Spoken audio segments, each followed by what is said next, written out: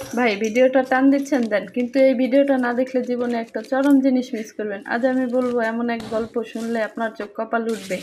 এই গল্পটা আমার বাল্যবন্ধু টমকে নিয়ে। টম 28 বছরের এক সুদর্শন, বুদ্ধিমান এবং স্মার্ট ছেলে, কিন্তু কথায় আছে না, অতি বুদ্ধি ভয়ঙ্কর। পড়াশোনার ফাঁকে ফাঁকেই একদিন ও বিয়ে করলো, আমিও করলাম। 2 বন্ধু, 2 বউ, 2 সংসার, জীবন বেশ ভালোই চলছিল। কিন্তু একদিন হঠাৎ টমের সাথে দেখা, মুখটা কেমন জানি গম্ভীর। বললাম, কিরে টম, কি খবর? সে বলল, বন্ধু জানিস আমি এই শান্তি পাই না, ভাবছি আরেকটা বিয়ে করব।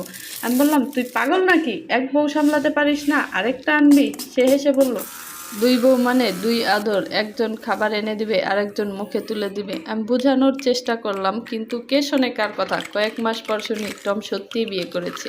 সে বলল, বন্ধু আমি এখন দারুণ আছি, দুজনেই আমাকে খুব যত্ন করে সুখেই দিন কাটাচ্ছি। আমি অবাক হয়ে গেলাম।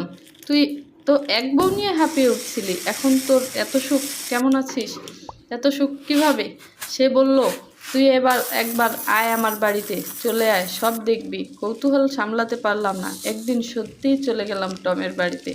কিন্তু যেটা দেখলাম, বিশ্বাস করতে পারছিলাম না নিজের চোখে। আমি রীতিমতো হতভম্ব। গিয়ে কি দেখলাম জানেন? জানতে হলে চোখ রাখুন পরের ভিডিওতে। আর এখনই like and share and subscribe করে দিন, কারণ গল্পটা এখনো শুরুই হয়নি।